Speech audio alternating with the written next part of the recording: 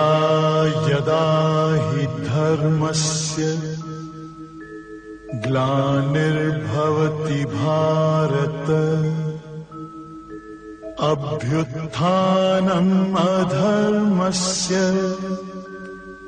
तदात्मानं सृजाम्यहम् परित्राणाय साधूनां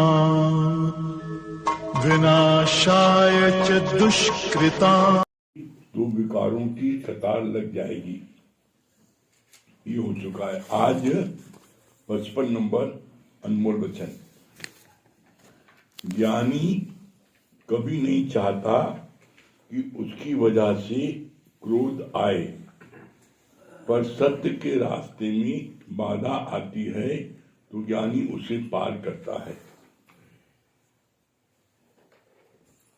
भगवान क्या बोल रहे हैं यहाँ पर? ज्ञानी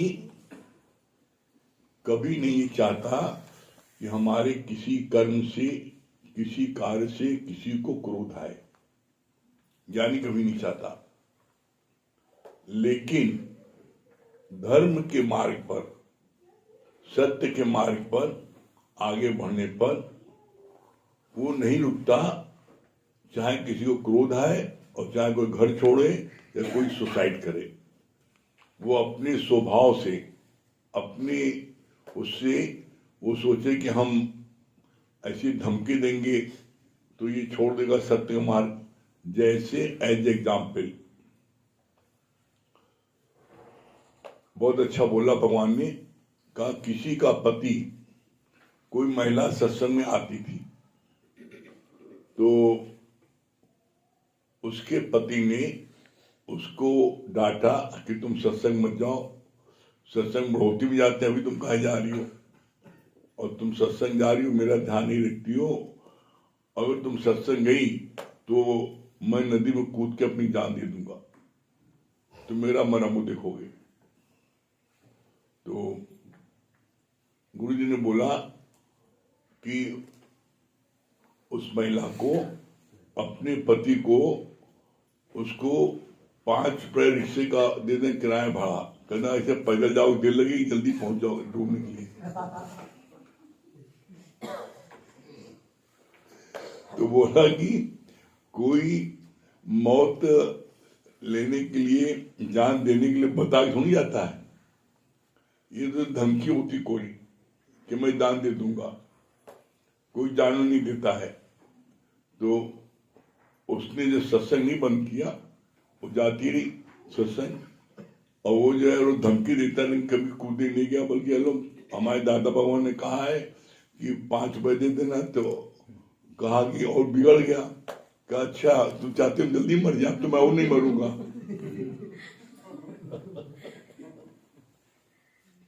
तो कहने मतलब ये, ज्ञानी अपनी तरफ से कभी कोई भी ऐसा कार्य नहीं करता है जिससे कि अगले को क्रोध आए या असुविधा हो, लेकिन जिसकी आसक्ति पड़ी होती है जिस चीज में, वो उस आसक्ति को छोड़ नहीं पाता। दूसरे,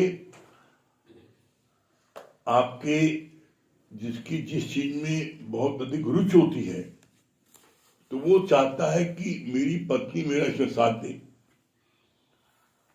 अब जैसे किसी को पिक्चर देखने की आदत है, अब पत्नी करी पिक्चर देखने चलो, और वो करी हम सत्संग जाएंगे, नहीं पिक्चर सत्संग रोज सत्संग जाती हूँ, चलो लेकिन पिक्चर देखने चलो। वो कहते हम चल सकते हैं, लेकिन जो है तुम और कोई सोच लो, अब पिक्चर सत्संग आएंगे, पीछे नहीं आएंगे, और उसमें वो क्रोध करता है। तो गुरु जी ने बोला तो क्या उसके विकारों में गिरने के लिए, जहां पर अवनत हो, जहां गिरावट हो, तो क्या वो कार्य कर ले? वो गलत मार्ग में जा रहा है, अंधकार में जा रहा है, और पत्नी प्रकाश में जा रही है, तो सत्य के मार्ग में जा रही है। तो क्या ऐसे में वो क्रोध करे? तो क्या क्रोध करने के कारण में हम सत्संग छोड़ के उसके साथ पीछे चले जाए? बोला कतई मत जाओ, तुम्हारे प्रकाश में वो नहीं आ रहा है, और वो अंधकार में जा रहा है, अपना तो डूब रहा है, और साथ से कहता तुम भी डूबने चलो। तो बोला नहीं, उसमें वो क्रोध करे, चिड़चिड़ाए, चाहे कितना बिगड़े, उसका कहना नहीं मानता। लेकिन अब तुम उसको खाना बना के रख दो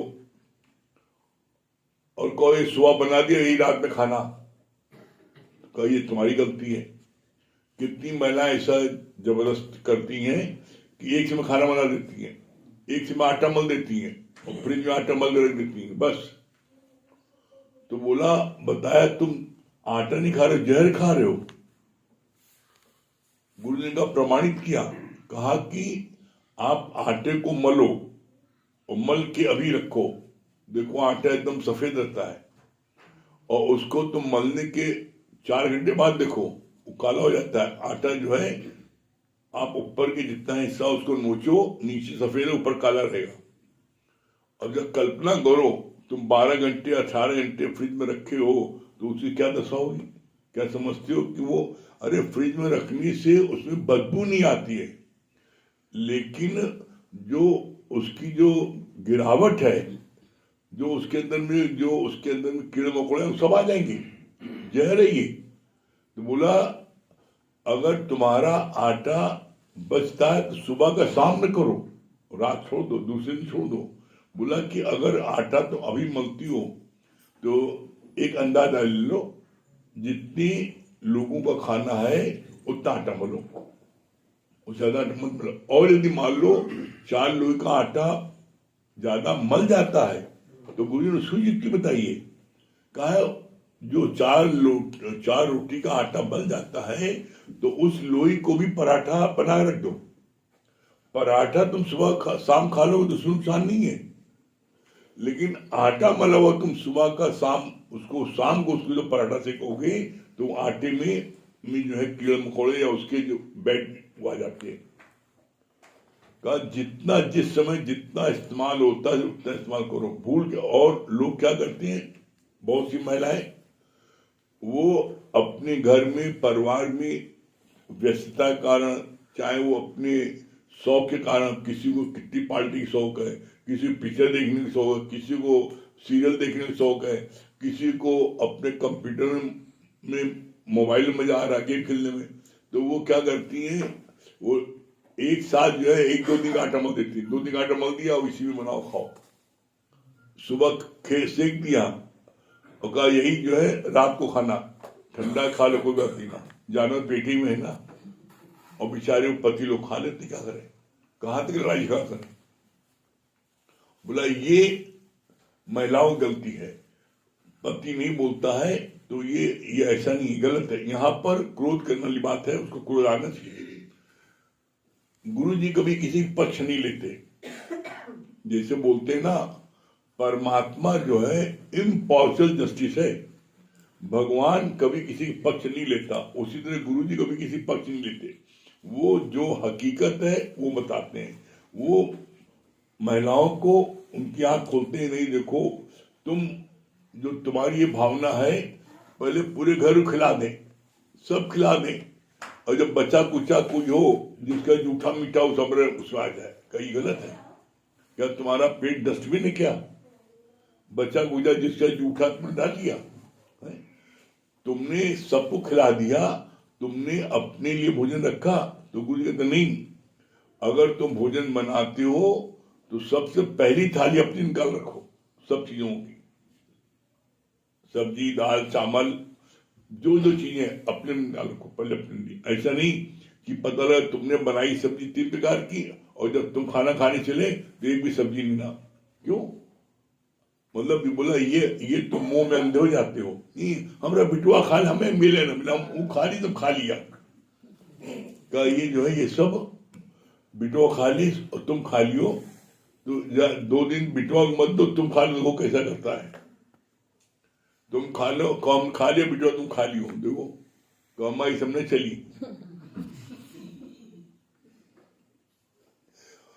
इसलिए बोला स्वार्थ लाग करे सब प्रीति और सूर्य नर्म सब प्रीति, लेकिन मोह में महिलाएं इतना अधिक ग्रसित हो जाती हैं कि वो अपने हेल्थ की लेस मात्र चिंता नहीं करती।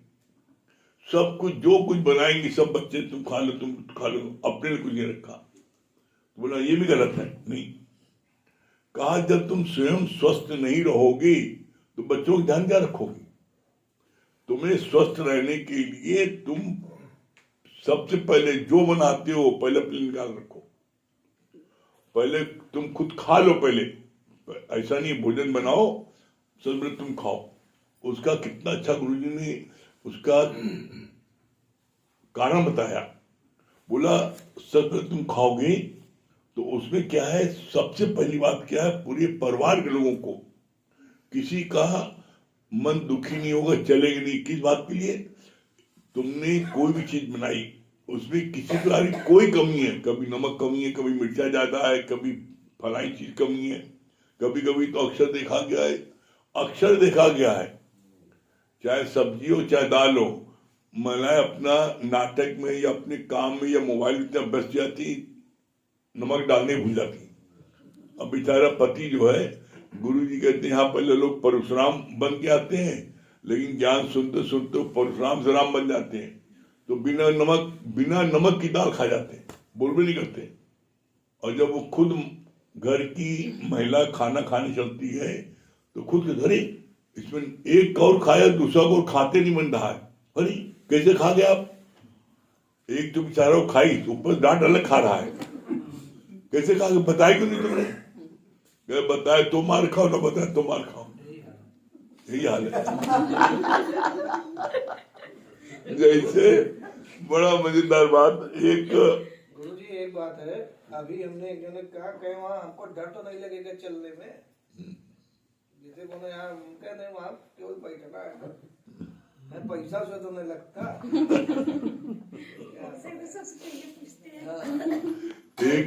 एक बड़ा मजेदार था। एक पत्नी खाना बनाती थी और उनका पति जो है ये रोज जब पूछती कैसा है तो वो कोई न कोई ये खराबी क्या बनाया तुमने, उनको ठीक नहीं बना। तो एक दिन बाय द वे हमारे जाना हुआ तो बनाया खिला के आप खाना पड़ेगा। हम अच्छा ठीक है। हमने खाया तो हमने कहा भाई बहुत अच्छी सब्जी बनी है, बड़ा अच्छा है। तो उनके पति ने बोला सब्जी आज सब्जी अच्छी बनी है। तो बड़ा बढ़िया जवाब दिया उन्होंने, कहा हमारी सब्जी रोज अच्छी बनी, तुम्हारा मुंह ही खराब है। और आज उन्होंने प्रमाणित किया, देखो आज मुराइबिया ने खाया था, आज अच्छी है ना, तुम कह रहे हो हम तो सब्जी रोज ऐसे बनाई थे, तुम्हारा मुंह ही खराब धब्बा करी, तम्बाकू खा खा के मुंह खराब कर दिए हो। और रोज जो है बिना कुल्ला करे कायदे खाते नहीं, आज अच्छे कुल्ला उल्ला करे खाए हो इनके साथ में तो तुम्हें अच्छी लग रही है, हम तो रोज अच्छी बनाई थे, आज अच्छी क्या बनी है। तो ज्ञानी जन कभी भी कोई कार्य ऐसा नहीं करते जिससे कि किसी को ठेस पहुंचे, दुख पहुंचे, उसका अपमान हो। वो अपनी तरफ से हमेशा ये चाहते हैं कि जैसे हमको आनंद शांति संतोष गुरु की कृपा से मिला है वैसे हर किसी को ये चीज प्राप्त हो जाए, उनके मन में भावना ही रहती है। लेकिन कोई कोई ऐसे बिगड़े होते हैं जो चाहते हैं जो मैं कर वही करो तुम। अब कितने ऐसे हैं पता हमको जो कि वो सत्संग से उनको इतनी एलर्जी हो जाती है महिलाओं को कि वो जो है क्या है कि सत्संग टाइम ही जो आलू ले आओ, जो सब्जी ले आओ, फला चीज ले आओ। एक सज्जन नहीं आते थे अक्सर, तुम पूछो भाई क्या बात है, भाई तुम क्यों एक दिन आते हो, फिर 2 दिन का, फिर 3 दिन आते हो, फिर 1 दिन का, मामला क्या है? कि हम क्या करें कि जब चलने लगते सत्संग के टाइम तो पत्नी बोलती है अभी सब्जी बनाना है, जाओ सब्जी लेके आओ, फलाई चीज लेके आओ, कोई इनको बना बता दिया लेके आओ, खाना तभी बनेगा। तो हमको मजबूरी जाना पड़ता है। तो हमने कहा कि तुमने ये चीज हमको पहले बताना चाहिए था ना, उसको उपाय है। तुम प्रातः काल जब उठो ना, पहले के तो तुम्हें क्या क्या मंगाना है, जो मंगाना मैं दे दो, हम ला देंगे, जो मंगाना वो लिस्ट दे दो, मंगा देंगे। हम चलते समय तुम कोई चीज कहो तो हम नहीं सुनेंगे। तुमको जो चीज चाहिए आज दिन भर सुबह से रात जो चाहिए हमें सब लिख कर दे दो, अभी हम ला दे रहे हैं। हम अपनी सुविधा से किसी से ला देंगे, लेकिन ये नहीं खड़े दम सत्संग जा रहे हैं तो सब्जी लियाओ नमक लियाओ तब कुछ नहीं आएगी। इससे बैड इंटेंशन का शो होता है कि तुमको नहीं आने देना चाहती है, क्या यही तो वो उसको जो है कोई भी बहाना बनाती है और नहीं जाते हैं तो तांडव करती है। तो ऐसे में हमको भाई गलती तुम्हारी है। तुम अगर पहले पूछ लेते कि तुम्हारे को जो चीज की जरूरत है हमको लिख के दे दो या हमको रात को लिख के दे दो, कल तुम्हें क्या चाहिए हम अपनी सुविधा ला देंगे। आपने कहा नहीं, उनको जब याद आता तब वो आपसे कह देते हैं। अगर आप पहले एक दिन बता दो भाई कल तुमको क्या क्या चाहिए हमें रात में लिख के दे दो, हम अपनी सुविधा से जब खाली हम ला देंगे। लेकिन हम जब किसी काम में जाते हैं और तुम उसे बताते हो हमको दिक्कत होती है, तो उससे क्या होगा, तुमको कहने का मौका नहीं मिलेगा। और यदि मान लो तुम कहते भी हैं तो उस समय तुम मना कर सकते हो, नहीं हमने पहले कहा था आज सब्जी नहीं आई, आज हम अचार से हम लोग खाएंगे, तुम भी खाना हम भी खाएंगे। तो अपने यहाँ 2 दिन जब अचार खाएंगे तीसरे दिन अपना पहले बता देंगे। गुरु हर चीज की युक्ति बताता है। बोला नहीं जो न छूटे युक्ति छूटे संसार। आप संसार से जोर जबरदस्ती कर कोई चीज छोड़ना चाहोगे तो उसमें क्या है, उसमें टूटन होगी। गुरु कभी नहीं चाहता कि घर में पति पत्नी में या घर में किसी से तुम्हारा व्यवहार खराब हो या तुम्हारी आपस में लड़ाई झगड़ा हो, प्रेम बढ़े। और जब आप पहले से कोई चीज कह देते हो तो फिर वो आपसे जिद नहीं कर सकता, लेकिन उसको पहले मौका दो। तो गुरु जी का यहाँ है कि सब करो, जितनी सेवा करनी करो, लेकिन जो 5 उंगली तुमने मुंह दे रखा वो गलत है। कैसे, अब जैसे कुछ पति लोगों का उनका ये फार्मूला है कि जब मैं खाना खाऊं तो तुम मेरे सामने बैठो, हम तुम्हें नहीं हारे तो हमें नहीं हारो।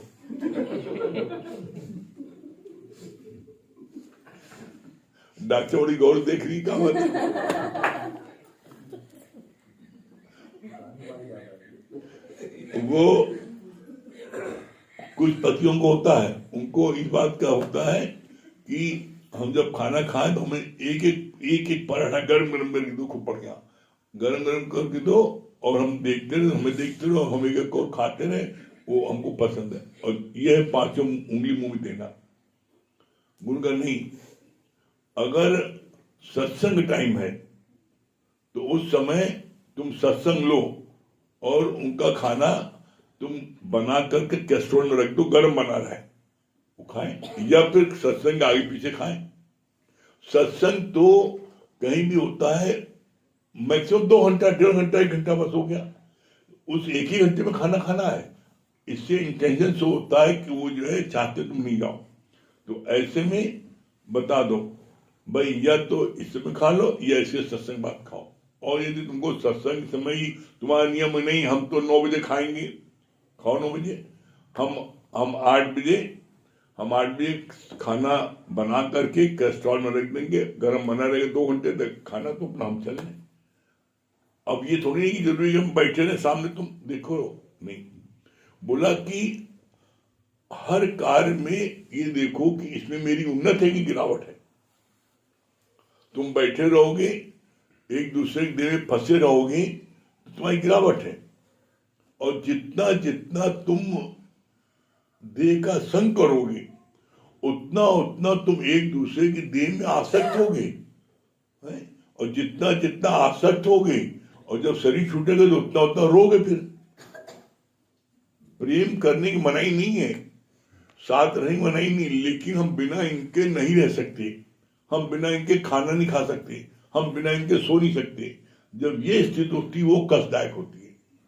मुझे बोला नहीं, तुम्हारे को अगर भगवान ने दी है, सहूलियत दी है, धन दौलत दिया है, खूब अच्छे से खाओ पियो, खूब अच्छे से पहनो, खूब अच्छे से ओढ़ो, खूब एकदम आलीशान जीवन बिताओ, किसने मना किया है। लेकिन अगर नहीं दिया है तो चोरी नहीं करो, नहीं दिया है तो किसी को गलत, किसी ऊपर निगाह मत रखो। अगर परमात्मा ने दिया है तो live rich die poor, live rich die का मतलब क्या होता है? अगर परमात्मा ने आपको दिया है धन दौलत तो आपको ऐसा करो। मना किसने किया है? कहाँ लिखा है? किस शास्त्र में लिखा है? किस शास्त्र में लिखा है कि अगर आपको धन दौलत हो तो आप भिखमंगे की तरह रहो? आप किसी उदाहरण ले लो। कृष्ण राजा थे, ठाट से थे, सेना भी थी, खूब ऐसे थे, खूब गजरा माला पहनते थे, मुकुट लगाते थे, खूब आलीशान कपड़ा पहनते थे। राजा जनक थे, रजाई में थे, पूरे रजाई के सुख लेते थे, राजमहल के सुख लेते थे, लेकिन वो किसी में आसक्त नहीं हुए। लोगों को, जितने संत साधु थे, उनको इस बात की बड़ी ईर्ष्या होती थी, ये रजाई में सारा सुख ले रहा है, और उसके बाद में कहा जा रहा है सबसे बड़ा ब्रह्मज्ञानी राजा जनक। उनको बोला जाता था विदेही क्यों बोलते थे? प्रमाण है जिस समय सीता जी वो उनको कितना उनके साथ में जास्ती हो रही थी। उनके गुरु उन्होंने राम से कहा, मैं अपने जीवन भर की तपस्या का उसकी कसम खा कर रहा हूं कि सीता पवित्र है, उसके बाद भी आप उसकी परीक्षा ले रहे हो। पिता के सामने पुत्री को कितनी इंसल्टिंग चीज की जा रही है।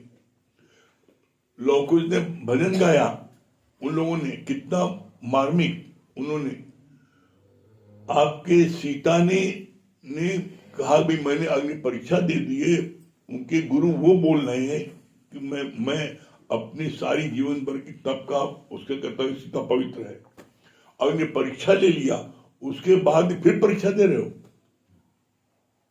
तब उन्होंने क्या बोला कि अब हमसे मां नहीं सहा जाता, और धरती फटी है। और उसी समय राम बिलक चिल्लाने हैं, राम रोए और काम में धरती को मैं उसमें कि मैं खोद दूंगा, मैं उसमें धरती को बिगड़े, मतलब ये कि नहीं हम युद्ध कर लेंगे। लेकिन राजा जनक वहां थे, मौजूद थे, एक आंसू नहीं आया, और न एक रिएक्शन हुआ। राम में रिएक्शन हुआ है, राम क्रोधित हो गए, हाय मेरी सीते, चिल्लाने लगे। लेकिन उन्होंने क्या बोला धरती माँ ने, ये धरती तुम्हारे रहने योग्य नहीं है, ये धरती तुम्हारे रहने योग्य नहीं है, तुम्हारी कोई यहाँ कदर नहीं कर रहा है।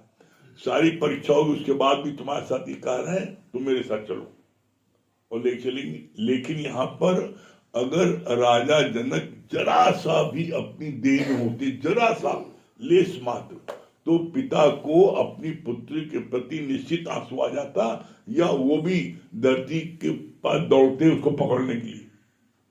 राम दौड़े ना, जिसमें धरती माँ ने अपने गोद में बैठाया सीता को, और जब धरती बंद होने लगी तो राम दौड़े सब चिल्लाने।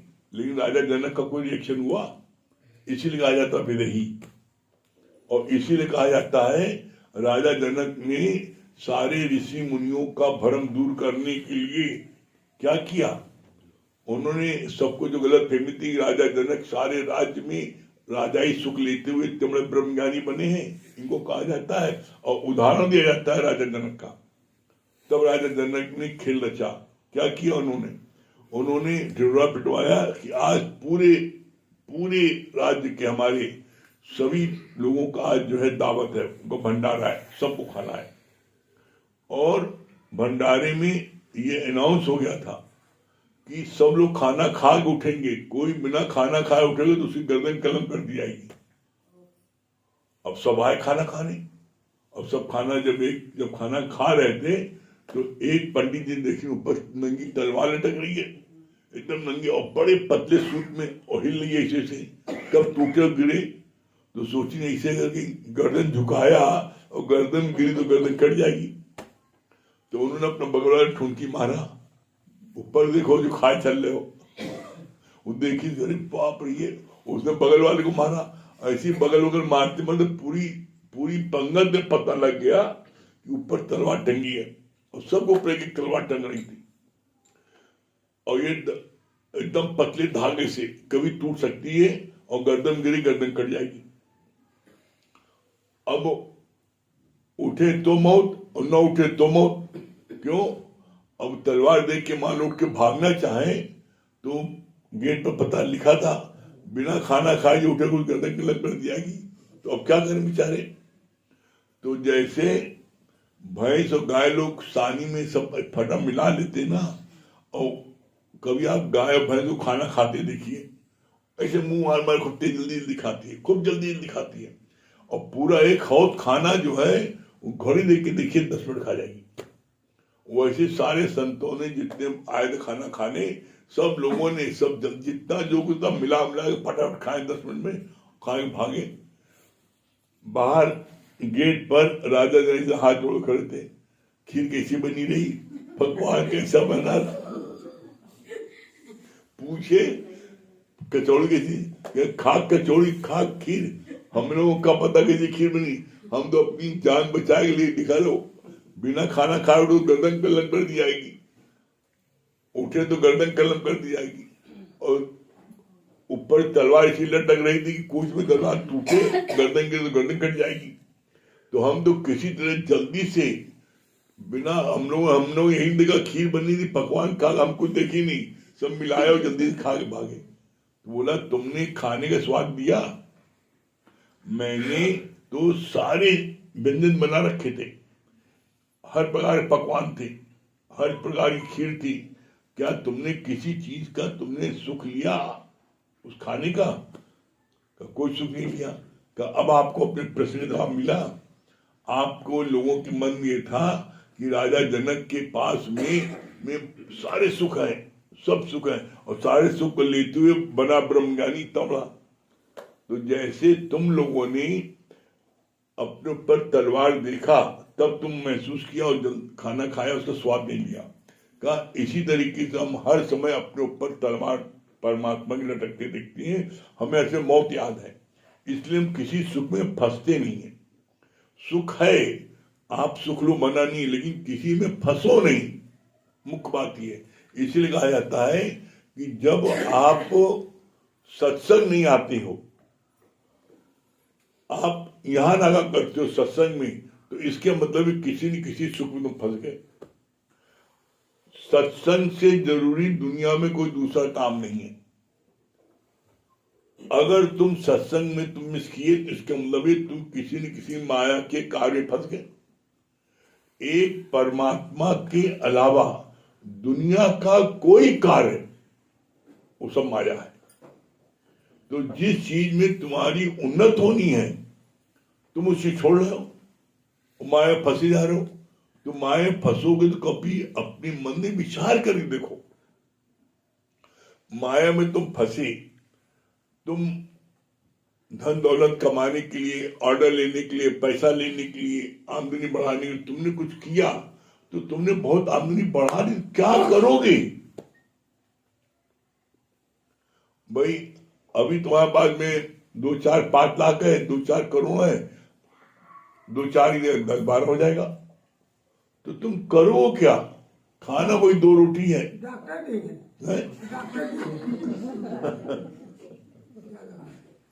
हाँ डॉक्टर को देनी पड़ेगा। तो इसीलिए तो गुरु जी ने बोला है कि 3 लोगों में बचे रहना, एक सफेद कोट एक काला कोट, ये दोनों बड़े खतरनाक हैं। जिस घर में घुस गए निकलते नहीं ना। बोला वकील, वकील का अंत में लिखा कील, ऐसी कील ठोकेगा निकल नहीं करो। डॉक्टर, जहां तुम्हारा कोई डॉक्टर मित्र है वो हर समय तुम्हें दर्द है चेक कराओ जल्दी से, फलाने की दर्द हो रहा है चला हुआ फ्री में चेक करवाने का है, फ्री में निकालते हैं चेक करवाओ। हाँ, और जब पहुंचो तो फ्री में पता लगा 4 चीज पैसा ले लेते हैं। क्या फ्री दिखा रहा, हार्ट का, किडनी थोड़ी पाया, इसको दो जितने की दवा नहीं उतने तो चेक कराने में चला जाएगा। हाँ, तो इसलिए चला जाएगा ना कि एक कहावत बताई गुरुजी ने, हींग लगे ना फिटकरी, हींग लगे ना फिटकरी रंग चोखा। मतलब क्या हुआ, कुछ लगना कुछ नहीं ना, और रंग चोखा मजा है। तो उसी तरह उनका है डॉक्टरों का, वो जो है जितना टेस्ट लिखते हैं, ये आपको बहुत कम लोगों को जानकारी होगी, जितना टेस्ट लिखते हैं और जितना रुपए वो लेते हैं उसका 50% डॉक्टर को देते हैं। 50%। 500 की दवा, अब 3,000 रुपया टेस्ट। हाँ, फिर अब 3,000 में तो 500 दवा लिया, दवा में पैसा लगा उनका। 500 की दवा लिया, दवा में उनको जो है पैसा लगा, और तुमको उसमें उनको 500 में 100-200 प्रॉफिट हुआ, और 3,000 में उनका 1,500 रुपये सीधा उनके पास चला आएगा लिफाफे में, चपरासी पहुंचा देगा। उसमें पर्चा लिखा है फलाने डॉक्टर, परसेंटेज बना रहता है, परसेंटेज 50% जो है वो चेकिंग का रहता है उनका। और वो डॉक्टर जो है, एक डॉक्टर बहुत अच्छे थे, बहुत शरीफ थे, वो पैसा नहीं लेते थे। हमको बताया उन्होंने कि ऐसा ऐसा डॉक्टर, उन्होंने बताया हमको 50% मिलता है, तो हमको 50% मिलता है, आप नहीं लेते तो फायदा किसको हुआ? कि वो पूरा पैसा लेता है, तो हमको फायदा आप किसको, जो मुटाए उसको मुटा और उसको मुटाने दे रहे हो। अरे आप नहीं लेते हो, आप ईमानदार हो, तो आप अपना कमीशन लो जो उनको 10 रुपये दे रहे हैं, और आप गरीब मरीजों को पैसा मत लो, आप उनको फ्री कर दो। तो कहा ये बात बहुत अच्छी आपने बताई, और वो अब करते हैं ऐसा करते हैं। जो लोग ऐसे हैं, जरूरतमंद है, नहीं है पैसा उनको फ्री दवा दे देते हैं। तो उनको भाई जो जिसका व्यापार है, अब वो दे रहा है 50%, आप नहीं ले रहे हो, बाकी जितने डॉक्टर सबको दे रहा है, आप अपना हिस्सा छोड़ रहे हो। तो जितना हिस्सा छोड़ रहे हो उसका एक खाता अलग बना दो, और उस खाते के जो है तुम गरीबों की दवा करो, उनको मदद करो। उस दिन तब से उन्होंने उसका अलग खाता ट्रस्ट बना दिया वो, और उस दिन से गरीबों को दवा भी दे, जब जरूरतमंद गरीब है देखा उन्होंने, पैसा नहीं देते उससे। तो अपने हर चीज की रमत समझ, बोला नहीं जरूरतमंद को चीज दो, ऐसा नहीं फालतू फेंक दो। तो यहाँ पर गुरु हमें हर चीज की रमत समझ सिखाता है। यहाँ क्या सिखाया गुरु ने आज के अनमोल वचन में, कि तुम अपने सत्य के मार्ग पर अपनी उन्नति के लिए तुम सत्संग आते हो। सत्संग समय किसी से कोई समझौता नहीं।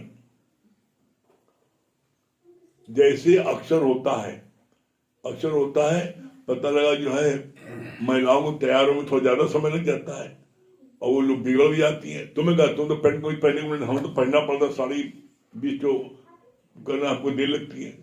अब बेचारा पति स्कूटर लिए बाहर खड़ा, आओ आ रहे, और वो पता लगा आधे घंटे देर हो गई, सत्संग छूट गया, वाणी छूट गई। तो हमने कहा नहीं, छोड़ दिया करो, कह दो तुम्हें चलना है तो पहले तैयार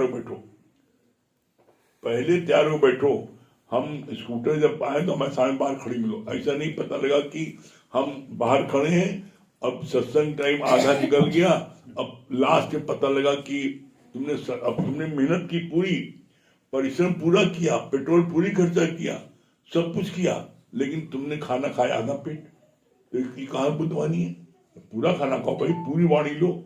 पूरे गुरु का सुन उपदेश तो पार ब्रह्म निकट कर दे।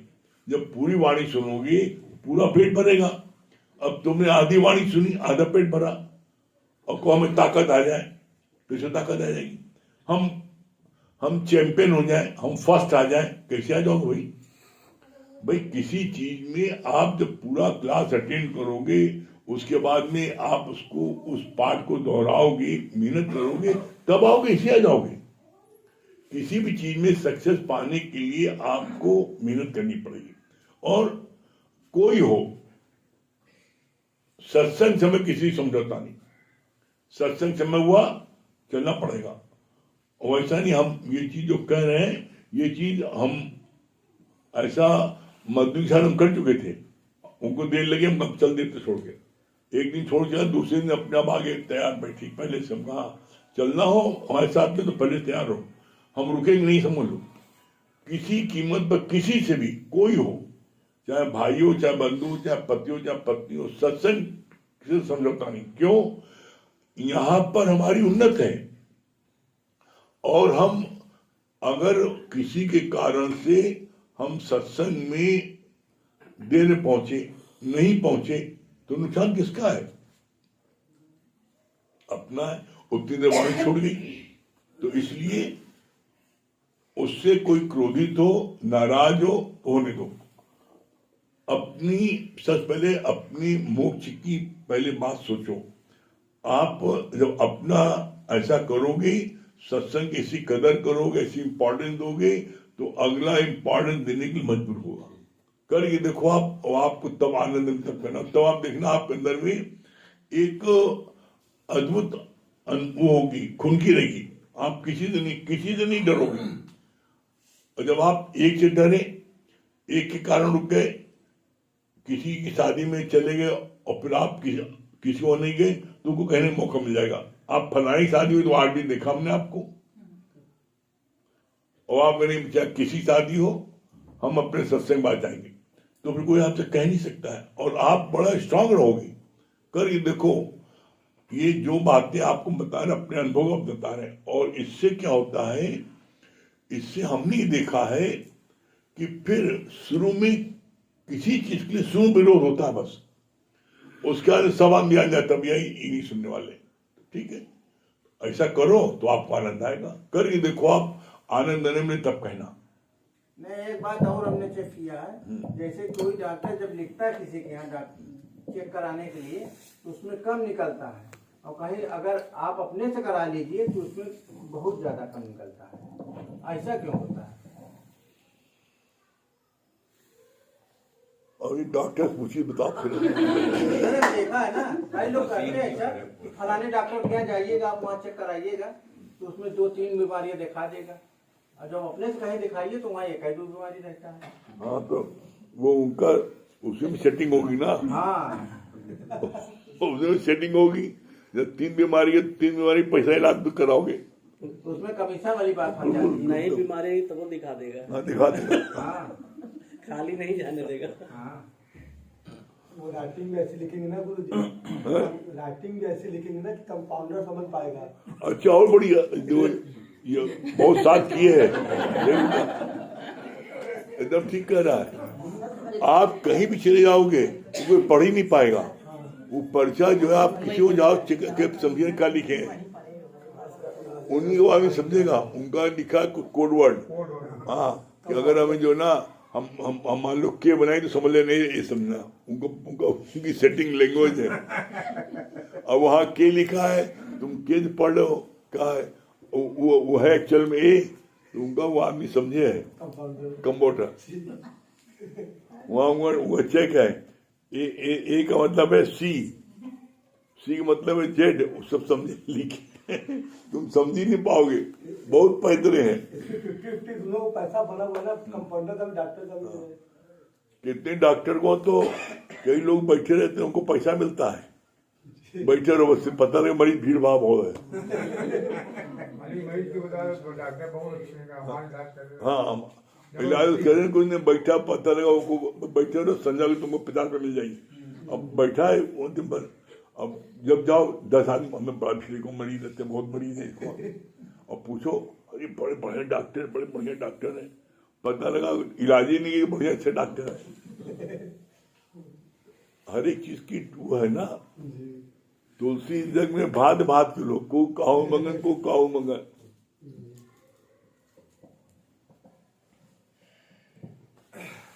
सभी हरिओम। देखिए, भी जैसे बात चल रही थी छोड़ के आने वाली, तो गुरु जी की बात ध्यान आ रही थी कि गुरु तुमको जो है इंजन बनाना चाहता है, लेकिन तुम जो है बोगी बने रहना चाहते हो। क्यों? क्योंकि इंजन तो आगे चलता है और बोगी जो है पीछे चलती है। तो गुरु तुमको प्रमोट कर रहा है कि तुम्हारे अंदर क्षमता है, लेकिन तुम कहते हो नहीं, हम बोगी है, ठीक है। तो बोगी कहाँ पहुंचेगी बताओ? खुद से कहीं पहुंच सकती है? जब तक इंजन साथ नहीं देगा तो बोगी नहीं पहुंच पाएगी। और हकीकत में देखिए, एक चीज और है, इसको थोड़ा आपको ना माइन्यूटली ऑब्जर्व करना पड़ेगा कि मन में जो है, ये मन भी बड़ा शातिर है। ये तब नहीं उठता जब किसी से कोई स्वार्थ होता। जैसे अगर आप व्यापारी हैं और पता है कि गुरु इससे 10,000 रुपये कमा सकते हैं, तो उस समय मन कहता है कि तुम्हारा धर्म कहता है कि तुम व्यापार करो, गुरु ही तो कहता है कर्म ही पूजा है, तब मन ये पंडित हो जाता है, तभी उल्टी बात बताता है। और अगर मान लो कि उससे मिलना कुछ नहीं ना, बल्कि हो सकता है वो डोनेशन मांगने हो कि भैया 2-4-10 हज़ार दे दो, तो फिर ये मन उल्टा कहता है हमें सत्संग का टाइम हो गया, अब हमको जाना।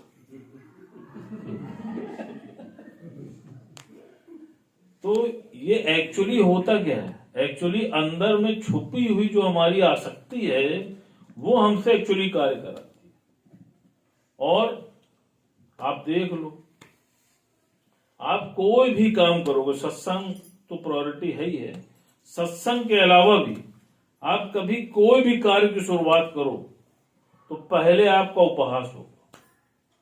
कोई आपको कभी नहीं कहेगा कि हाँ भैया तुम बहुत अच्छा कार्य कर रहे हो। अगर आपने किसी से कह दिया कि भैया सत्संग जा रहे हैं, चलो चले चलो, तो पहले तो आपको उपहास करेगा, ये देखो सत्संग करने चले, पगलाए गए होगा, पंडित बन गए होगा, बस जीवन नहीं बचा का, कोई बीमारी हो गई का, उतनी क्रिटिसाइज आपको कर देगा कि अगर आपकी कील मजबूत नहीं है तो दड़ाम पे गिर पड़ेगी, फोटो टिकेगी नहीं, ध्यान रखना। तो पहला तो हमने देखा कि लोग उसमें जो है क्या करते हैं, उपहास उड़ाते हैं। अब तुम नहीं माने, नहीं हमें तो जाना है, गुरु वाक्य सत्यम है, गुरु जी ने कह दी हमें जाना है, कैसे भी हम जाएंगे। अब वो अवरोध पैदा करेगा, कोई ना कोई तुमको प्रलोभन देगा, अरे यार फलाने के पास चले चलो, तुम्हारा ये माल बिक जाएगा, फलाना बीमार हो गया, उसके यहाँ तो जाना बहुत जरूरी। कोई ना कोई तुम्हारे जीवन में वो ऑब्स्ट्रक्शंस पैदा करेगा, आप आजमा लेना।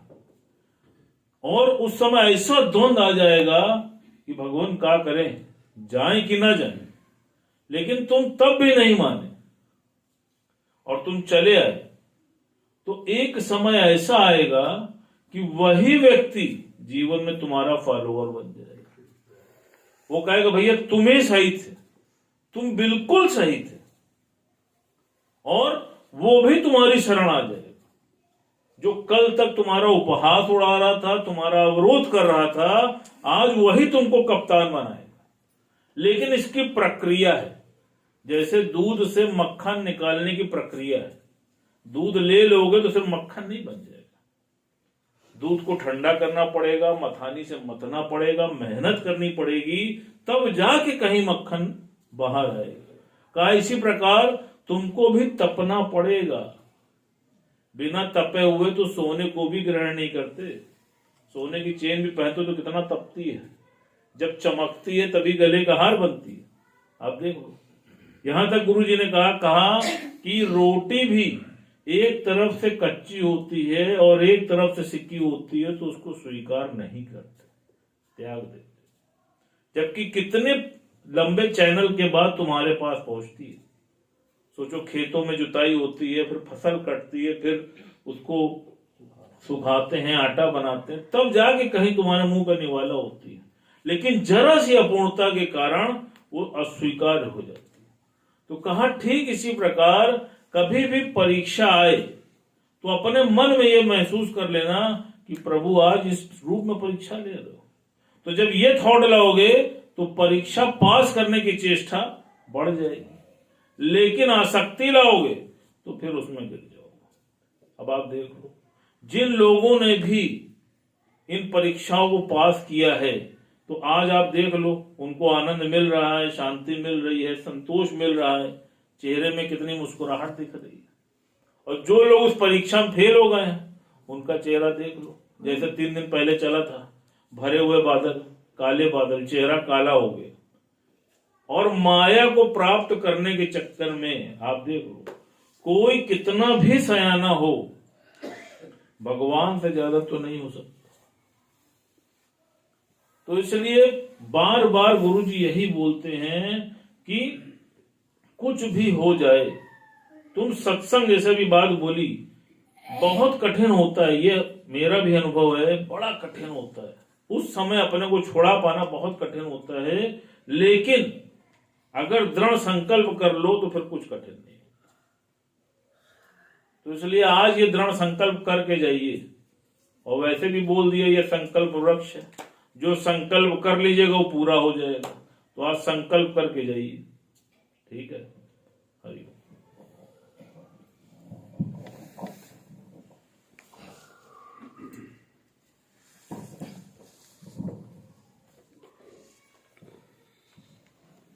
सभी को हरिओम, राम राम। प्रीत बड़े सतगुरु से ऐसी, जैसे दूज का चांद बड़े। प्रीत बड़े सतगुरु से ऐसी, जैसे दूज का चांद बड़े। मेरे जीवन में गुरु आए, जैसे सांझ का दीप जले। प्रीत बड़े सतगुरु से ऐसी, जैसे सूरज का चांद बड़े।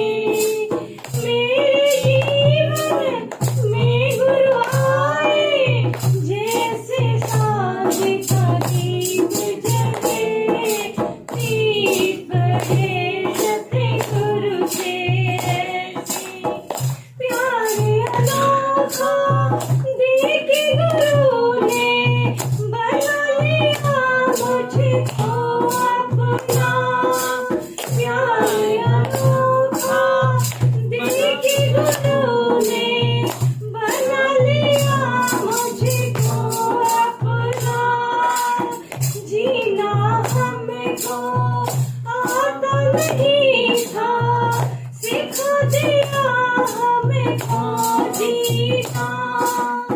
जीना हमको आता नहीं था, सिखा दिया हमको जीना।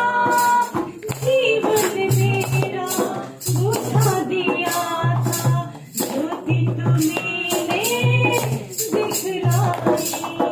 प्रीत बड़े सतगुरु से ऐसी, जैसे सूरज का चांद बड़े। मेरे जीवन में गुरु आए, जैसे सांझ का दीप जले। प्रीत बड़े सतगुरु से ऐसी, ढूंढा था रे जग में जिसको हृदय में ही पाया है। ढूंढा था रे जग में जिसको हृदय में ही पाया है। लाख लाख शुक्र रामी गुरु के, सबने हरि को दिखाया है।